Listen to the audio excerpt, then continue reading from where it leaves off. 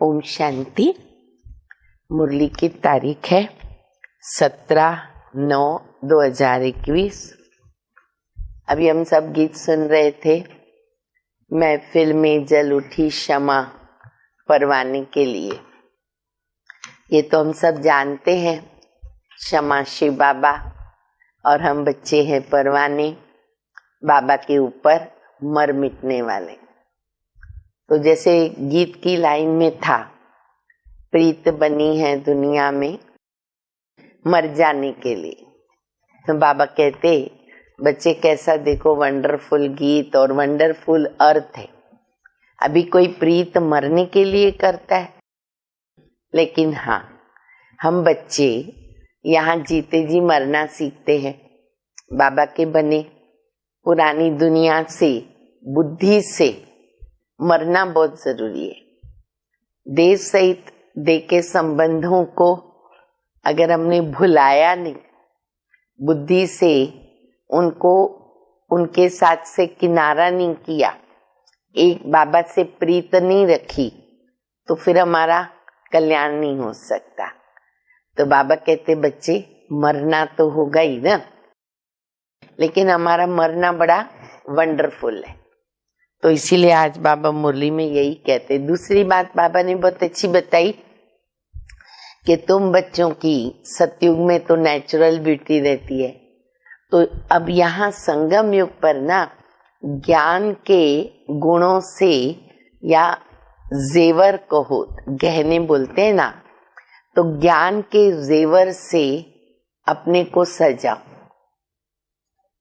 तो उससे क्या होगा, हमारा चेहरा फूल की तरह खिला रहेगा, प्रफुल्लित रहेंगे। बहुत मीठी मीठी शिक्षाएं, कई भक्ति मार्ग की बातें भी बाबा ने सुनाई है, तो बाबा की मुरली में सुनेंगे। मिठे बच्चे, इस देह भान से मर जाओ। मेन हैरान करने वाला है देह अभिमान, पकड़ के बैठा है 63 जन्म से, और कंटिन्यू 84 जन्म। आत्मा का संबंध जो है वो देह से आता है। एक देह छोड़ा, दूसरा लिया, दूसरा छोड़ा, तीसरा लिया, तो देह अभिमान में आ गए। अब इस एक जन्म में बाबा हमको आत्माभिमानी बनाते, तो देह अभिमान हैरान करता है। तो बाबा कहते देह भान से, शरीर के भान से मर जाओ। अर्थात इस पुरानी पतित देह से प्रीत तोड़, एक बाबा के साथ सच्ची प्रीत जोड़ो।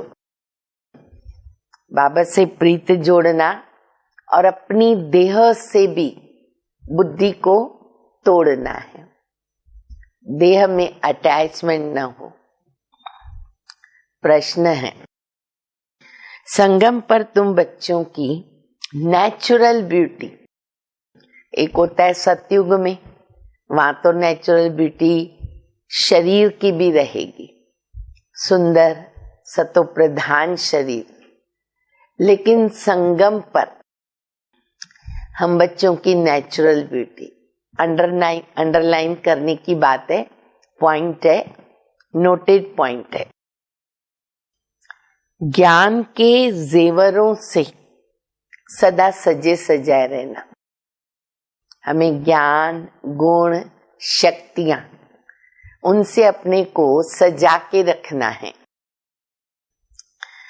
यह तुम्हारी नेचुरल ब्यूटी है। जो ज्ञान के जेवरों से सजे हुए रहते हैं, उनका चेहरा खुशी में फूल की तरह खिला रहता है, क्योंकि ज्ञान अंदर आ गया, समझ आ गई, तो चेहरा खिला हुआ रहेगा। अगर समझो खुशी नहीं रहती, अगर खुशी नहीं रहती, तो जरूर कोई देह अभिमान की आदत है। फिर हमें देखना पड़े देह अभिमान की कौन सी आदत हमें खुश रहने नहीं देती, जिससे फिर सब विकार उत्पन्न होते। देहाभिमान से फिर अन्य विकार उत्पन्न होते हैं। गीत हम सभी ने सुना, महफिल में जल उठी क्षमा। ओम शांति। इस गीत का अर्थ कितना विचित्र है। प्रीत बनी किसके लिए? गीत में आया ना, मरने के लिए। किससे बनी प्रीत? किससे हुई हमारी? भगवान से। क्योंकि इस दुनिया से मर करके हम कहाँ जाएंगे? बाबा के पास। अच्छा, ऐसी कब किसके साथ प्रीत हुई है क्या? सारे कल्प में ये वंडरफुल प्रीत हम बाबा के साथ करते। तो बाबा कहते ऐसे कब किसके साथ प्रीत हुई है क्या? जो यह ख्याल में आवे कि मर जाएंगे, फिर कोई प्रीत रखेगा? अगर मालूम पड़े भाई प्रीत करेंगे तो मर जाएंगे, तो प्रीत नहीं करेंगे। तो गीत का अर्थ कितना वंडरफुल है। क्षमा से परवाने प्रीत रख, फेरी पहनकर जल मरते हैं। तुमको भी बाप के पास आते आते ये शरीर छोड़ना है, अर्थात बाबा को याद करते करते शरीर छोड़ना। ये मुख्य अटेंशन, अंतिम श्वास सिर्फ बाबा की याद रहे। बाबा को याद करते करते आत्मा पंछी उड़ जाए। ये तो जैसे देखा जाए तो भाई प्रीत में मर रहे, बड़ा दुश्मन हो गया कि जिसके साथ हम प्रीत रखें और मर जाएं। इसलिए मनुष्य डरते। वो तो शरीर का मरना होता है ना, तो डरते हैं। दान पुण्य तीर्थ यात्रा आदि करते किस लिए? भगवान के पास जाने के लिए। शरीर छोड़ते हैं तो भी मनुष्य को क्या कहते? भगवान को याद कर। कोई भी शरीर छोड़ने वाला होगा, कोई भी धर्म के अंदर, तो उनको भगवान की याद कराते हैं। तो भगवान कितना नामी ग्रामी है। वो आते हैं, सारी पुरानी दुनिया को खत्म कर देते हैं। तुम बच्चे जानते हो, हम इस यूनिवर्सिटी में आते हैं पुरानी दुनिया से नई दुनिया में जाने के लिए। पुरानी दुनिया को पतित दुनिया, हेल, नर्क कहते हैं। बाबा नई दुनिया में जाने का रास्ता बताते हैं। रास्ता कितना सरल है बाबा का। बच्चे मुझे याद करो, मैं हूं हेवनली गॉड फादर। उस फादर से तुमको धन, मिल्कियत, मकान आदि मिलेगा। लौकिक बाप से क्या मिलेगा? धन, मिल्कियत, मकान, जो कुछ भी होगा, और वो भी बच्चों को मिलेगा। बच्चियों को नहीं मिलता। बच्चियों को वर्षा मिलना नहीं है। उनको क्या करते? दूसरे घर भेज देते। लड़की बड़ी हो गई, शादी करानी पड़ी, तो दूसरे के घर भेजना पड़े। गोया वो तो वारिस नहीं ठहरी ना। ये तो बाबा सभी आत्माओं का बाप, इनके पास सबको आना है, मरना है।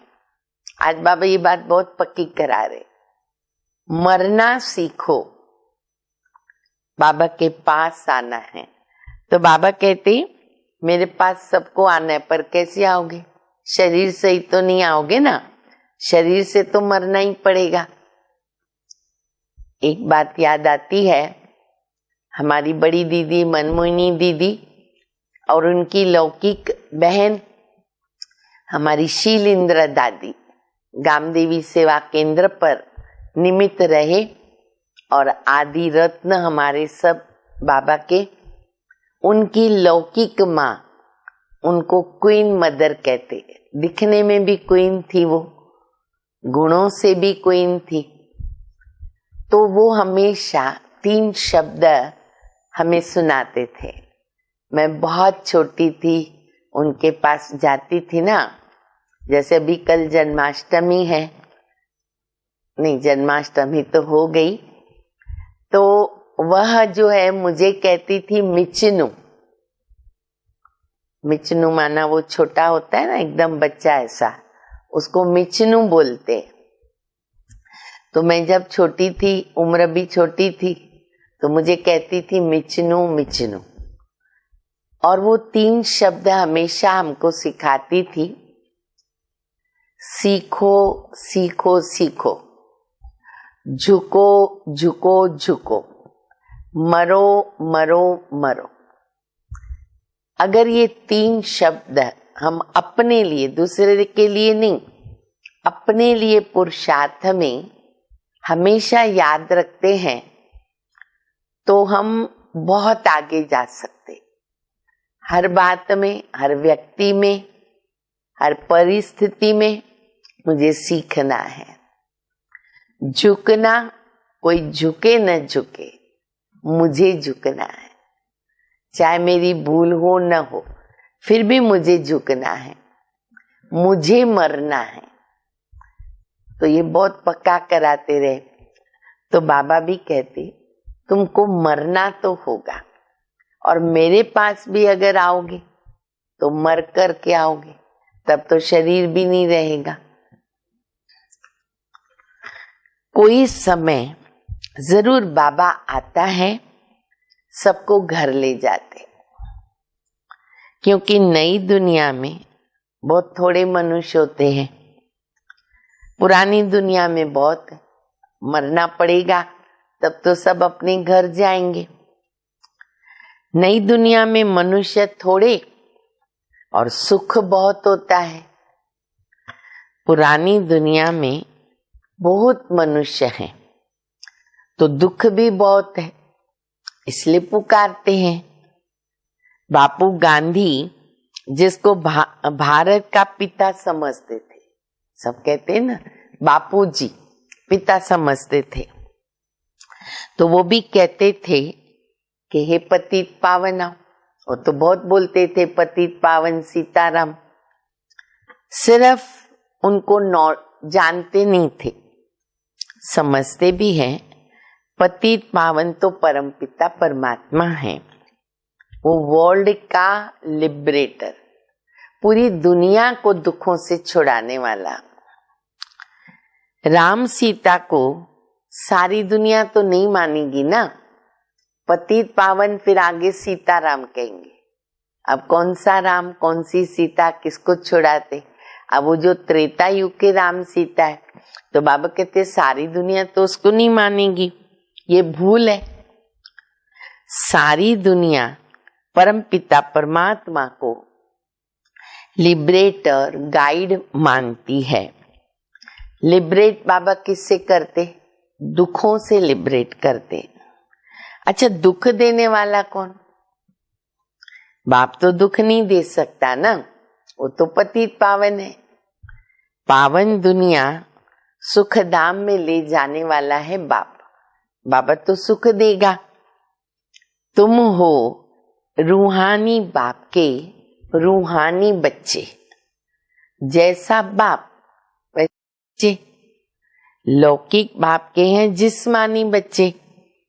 अब तुम बच्चों को समझना है कि हम आत्मा है, परम पिता परमात्मा हमको वर्षा देने आए हैं। फिर बाबा कहते हम स्टूडेंट है ना, ये भी भूलना नहीं चाहिए। गॉडली स्टूडेंट है, चाहे शरीर से हम आयु से कितने छोटे बड़े क्यों ना हो, गृहस्थी नहीं, हम गॉडली स्टूडेंट है। बच्चों की बुद्धि में रहता है शिव बाबा मधुबन में मुरली बजाते हैं, वो काठ की मुरली तो यहाँ नहीं है ना। अब उससे क्या होगा? काठ की मुरली से कल्याण तो नहीं होगा ना। तो बाबा कहते मधुबन में मुरली, कौन सी मुरली? अभी देखो हम प्रैक्टिकल सुन रहे। उन्होंने तो फिर कृष्ण के हाथ में दे दी वो काठ की मुरली, रास लीला बता दिया। कृष्ण को डांस करना, मुरली बजवाना, ये सब भक्ति मार्ग है। तुम कृष्ण के लिए मुरली नहीं कह सकते हो। ज्ञान मुरली, वाणी मुरली बाबा बजाते हैं। देखो ये मुरली कितना हमारा सुध बुद्ध भुला देती है, कल्याण करती है, सब गुणों को धारण कराती है। बाबा की एक मुरली में इतनी जादू और कमाल है कि हम क्या से क्या बन जाते। तो मुरली तो शिव बाबा बजाते हैं। तुम्हारे पास अच्छे अच्छे गीत बनाने वाले आएंगे। अब बाबा के समय ये फिल्म के गीत बजते थे, लेकिन बाबा तब भी कह रहे कि तुम्हारे पास अच्छे अच्छे गीत बनाने वाले आएंगे। आ भी गए, गीत गाए भी हैं बहुत। गीत अक्सर करके पुरुष बनाते हैं। तुमको कोई भक्ति मार्ग के गीत आदि नहीं गाने हैं, तुम्हें तो एक शिव बाबा को याद करना है। देखा जाए तो अपना जो योग है उसमें गीत की जरूरत नहीं है। ये तो हमारी बुद्धि इधर उधर भटकती है, आदत पड़ी हुई है देहाभिमान में आने की, तो हम गीत का सहारा लेते हैं। वो ठीक है, एक्चुअली तो बाबा को याद करने के लिए गीत की जरूरत नहीं। बाबा कहते मुजल्लफ को याद करो, तुमको तो शिव बाबा को याद करना है। शिव को बिंदी कहते, बिंदी। फिर बाबा हमेशा व्यापारी लोगों का मिसाल देते, आज भी बाबा दे रहे। व्यापारी लोग क्या करते हैं, बिंदी लिखते और फिर कहेंगे शिव, शिव कहेंगे बिंदी लिखते, शिव कहेंगे बिंदी लिखते हैं। एक बिंदी लिखे तो 10 हो जाएगा। एक शिव बाबा, बिंदी किया 10 हो गए। अच्छा फिर बिंदी तो 100। तो तुमको भी शिव बाबा को याद करना है। जितना शिव को याद करते हो तो आधा कल्प के लिए शाहूकार बन जाते। एक एक बिंदी देते जाएंगे तो हिसाब कितना लंबा बड़ा हो जाएगा, ऐसे शाहूकार बनते जाते। तो बाबा कहते कि सतयुग में तो तुम बच्चे बहुत शाहूकार हो जाएंगे। वहां पर गरीब नहीं होते। सतयुग में ये गरीब शब्द नहीं, गरीब नहीं होते, सब सुखी रहते हैं, दुख का नाम ही नहीं है। बाबा की याद से विकर्म विनाश होते। तुम बहुत ही धनवान बने, ये जरूर है, मर्तबा रहता है सतयुग में, दुखी कोई नहीं रहता। इसको कहते सच्चे बाबा के द्वारा सच्ची कमाई।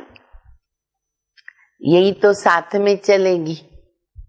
मनुष्य सभी खाली हाथ जाते हैं, लेकिन देखो ये कितना हमारा परम सौभाग्य।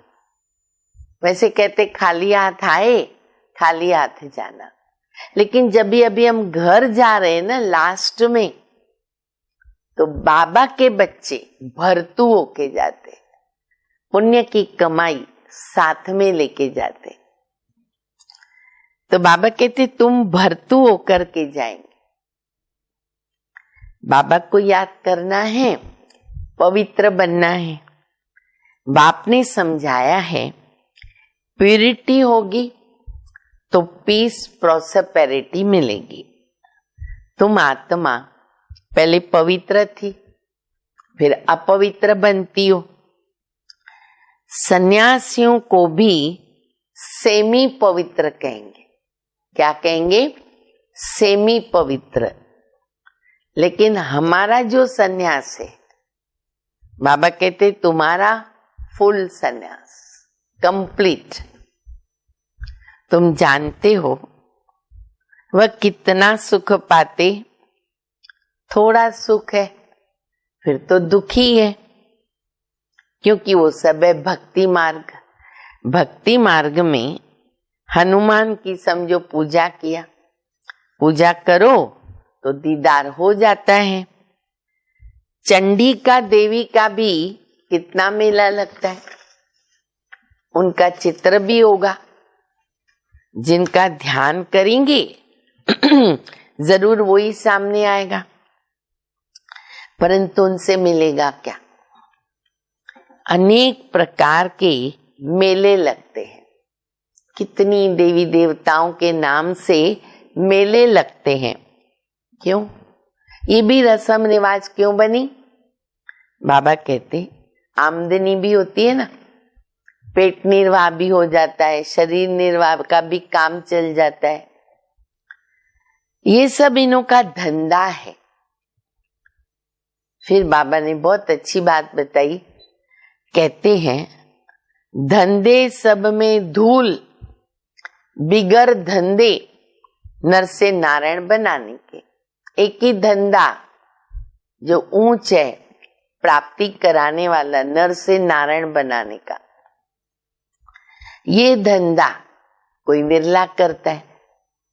बाबा का बनकर सब कुछ दे सहित बाबा को दे देना, क्योंकि तुम जानते हो अब हमको नया शरीर मिलेगा। बाप कहते हैं तुम कृष्णपुरी में जा सकते हो, परंतु जब आत्मा तमो प्रधान से सतो प्रधान बने तब तो जाएंगे। कृष्णपुरी में ऐसे नहीं कहेंगे कि हमको पावन बनाओ, वहां तो है ही सब पावन। यहां सब मनुष्य मात्र कहते हैं, पुकारते हैं, हे लिबरेटर आओ, हमें इस पाप की दुनिया से लिबरेट करो।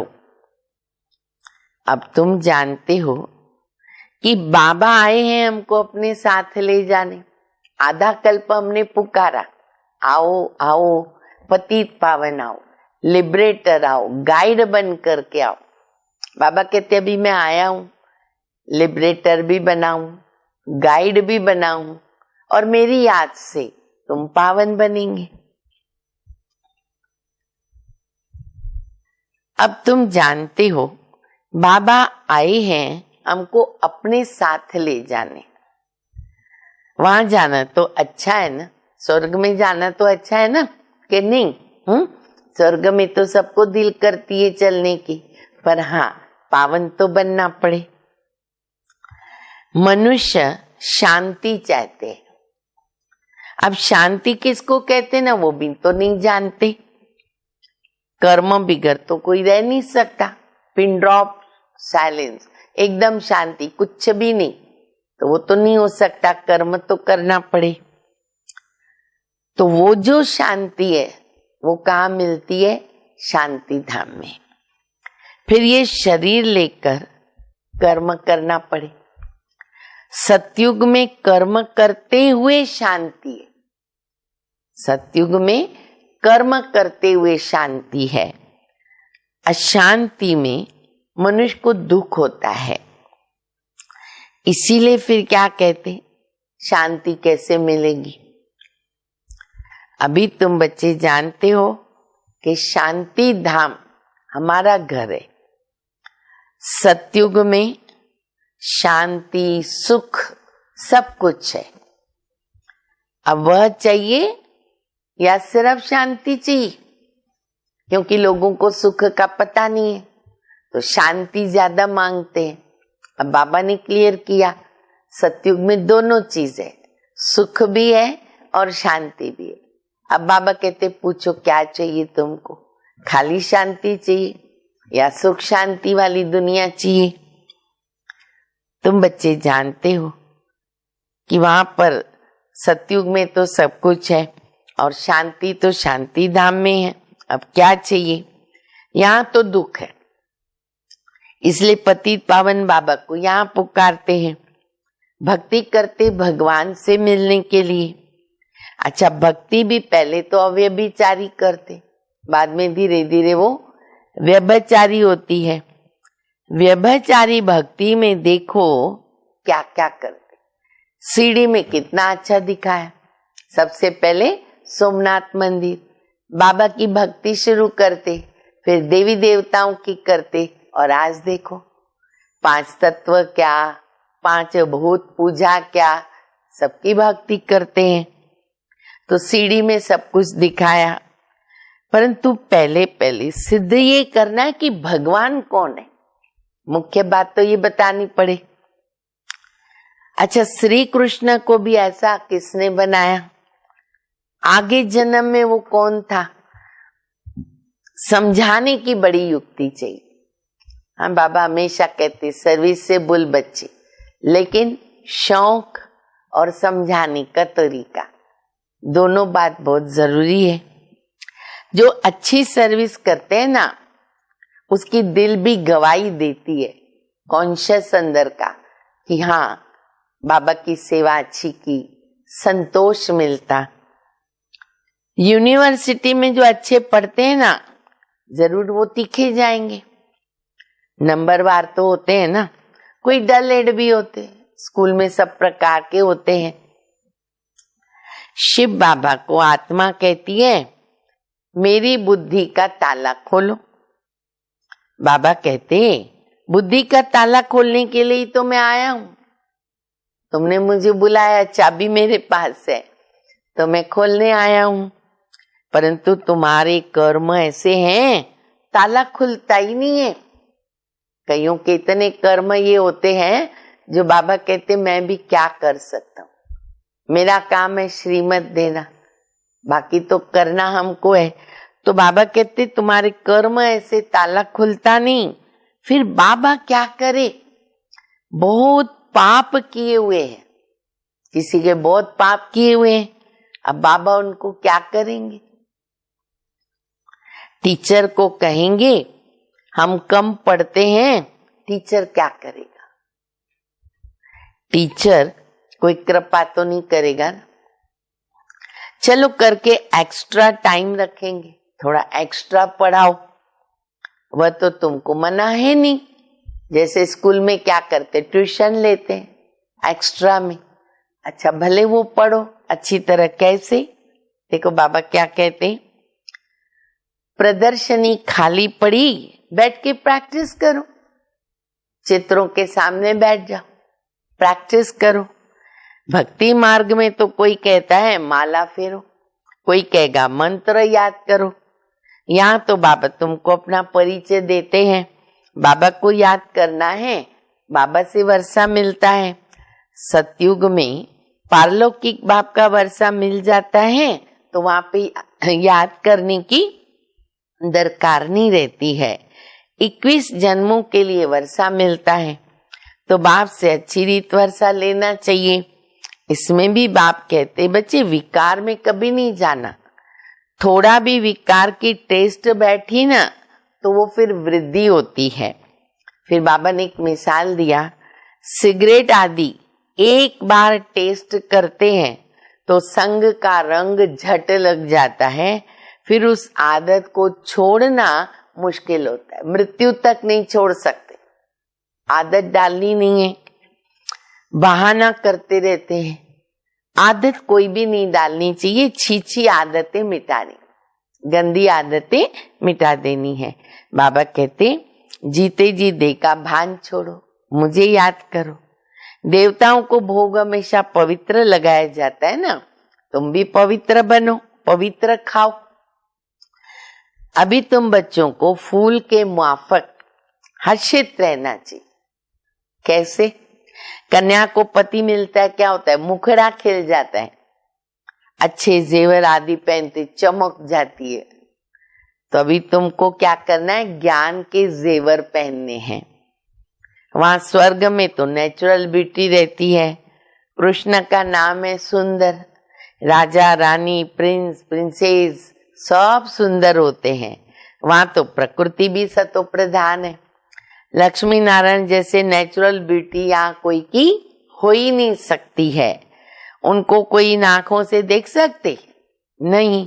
हाँ, साक्षात्कार होता है, परंतु साक्षात्कार से कोई हूबहू ऐसा चित्र बना सकता है नहीं। हाँ, करके कोई आर्टिस्ट को साक्षात्कार हो जाए और उसी समय बैठ के बनावे, पर है थोड़ा मुश्किल, एक्यूरेट नहीं बना सकते। तो तुम बच्चों को बहुत नशा रहना चाहिए। अभी बाबा हमको लेने आए, बाबा से हमें स्वर्ग का वर्षा मिलता, ये हमारे 84 जन्म पूरे हुए। तो ऐसे से ख्यालात बुद्धि में आने चाहिए और क्या होगा, खुशी होगी। विकार का जरा भी ख्याल ना आवे। बाबा कहते कामाश, द्रौपदी ने भी तो इसीलिए पुकारा। बाबा कहते तुम अभी मेरी एक की सुनो, यही श्रीमत फिर दूसरों को सुनाओ। फादर शोज सन और सन शोज फादर। फादर कौन? शिव बाबा। शिव और शालिग्राम का गायन है। शिव बाबा जो समझाते उस पर फॉलो करो, फॉलो फादर, ये गायन उनका है। बाबा कहते मीठे बच्चे फॉलो करके क्या करो, पवित्र बनो। फॉलो करने से तुम स्वर्ग के मालिक बनेंगे। लौकिक बाप को फॉलो करने से क्या हुआ, 63 जन्म सीढ़ी नीचे उतरे। अब पारलौकिक बाप को फॉलो करते तो सीढ़ी चढ़ते हैं, बाप के साथ जाना है। बाबा कहते एक एक रत्न लाखों रुपए का है। बाबा का एक एक रत्न लाखों रुपए का। बाबा रोज समझाते मीठे मीठे बच्चों, पहले पहले सबको क्या करो, 2 बाप का परिचय दो। लौकिक बाप वर्षा देते पतित बनाने का, पारलौकिक बाप वर्षा देता है पावन बनने का। कितना फर्क है। अब पारलौकिक बाप कहता है पावन बनो, विकार में जाने वाले को पतित कहते हैं। तुम्हारी मिशन है पतितों को पावन बनाने की, पावन बनाने का रास्ता बताने वाली। पारलौकिक बाप कहते हैं पावन बनो, क्योंकि विनाश सामने खड़ा है। अब क्या करना चाहिए, जरूर पारलौकिक बाप की मत पे चलना चाहिए ना। प्रदर्शनी में ये प्रतिज्ञा लिखानी चाहिए। रोज बाबा कहते हैं ना, लिखाओ, पारलौकिक बाप को फॉलो करोगे, लिखाओ, फॉलो करोगे, पतित बनना छोड़ोगे, हाँ बोला ना, लिखो। बाबा कहते हैं उनको बोलो लिखो। अरे बाप तो गारंटी लेते हैं। अच्छा, तुम भी गारंटी ले सकते हो। तुम पतित बनते क्यों हो, जो पुकारते हो कि पतित पावन हो। तो सारी बात आती है प्यूरिटी पर। तो तुम बच्चों को दिन प्रतिदिन खुशी रहनी चाहिए।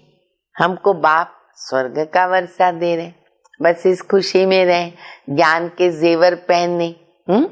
अच्छा, मीठे मीठे सिक्के दे बच्चों प्रति माता पिता बाप दादा का याद प्यार। Good morning.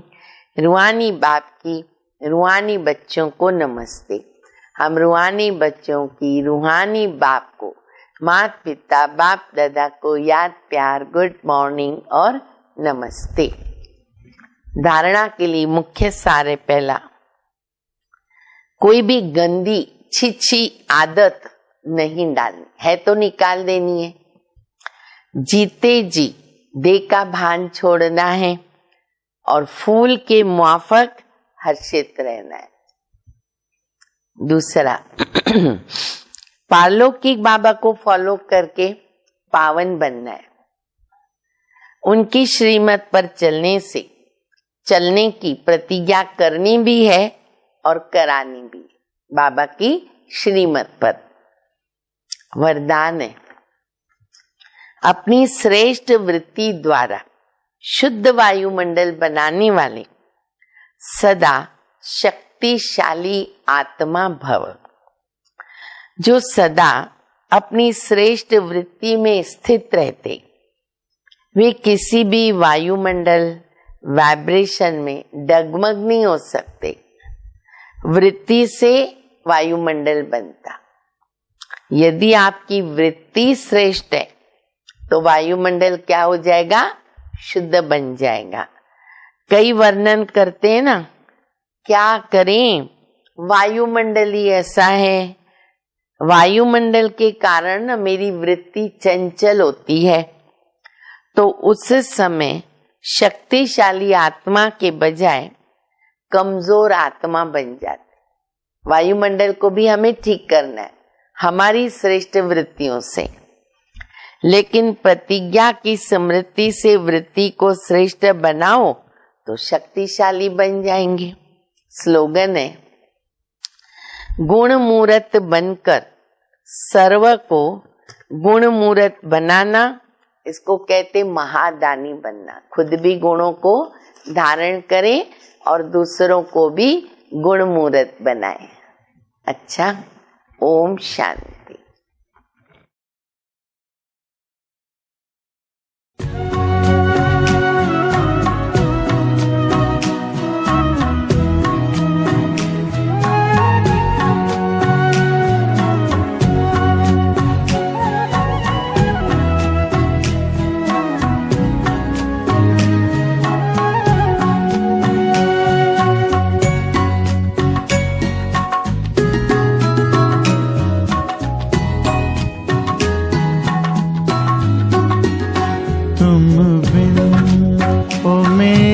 बाबा अब दिल कहीं ना लगता, तुम बिन ओ मेरे बाबा अब दिल कहीं ना लगता।